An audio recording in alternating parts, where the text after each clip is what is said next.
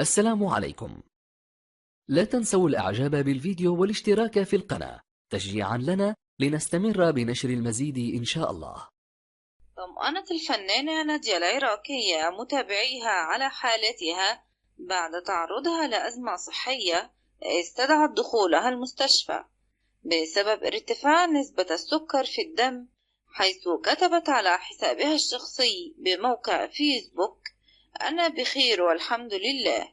وخرجت في الأيام الماضية شائعات وفاة نادية العراقية، ولكنها خرجت وردت على هذه الشائعات وقالت: موتوني وكفنوني ودفنوني وأنا نايمة على السرير، مضيفة كنت نايمة ووصلتني الكثير من المكالمات، ولكنني لم أرد على أحد رغبة مني في إكمال نومي على أن أعاود الاتصال بهم بعدما أستيقظ.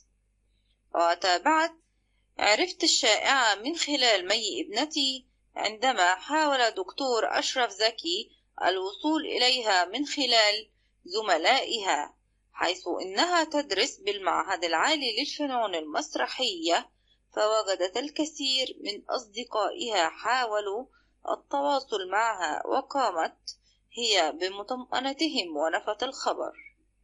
وأضافت الفنانة نادية العراقية: طالما إن الشائعات بعيدة عن السمعة والعرض لم أغضب منها، ولكن رسالتي لرواد السوشيال ميديا الذين اعتادوا على ترويج الشائعات: كفاية الوسط الفني، دفنا بالحياة، مش هيبقى هو وإنتو علينا.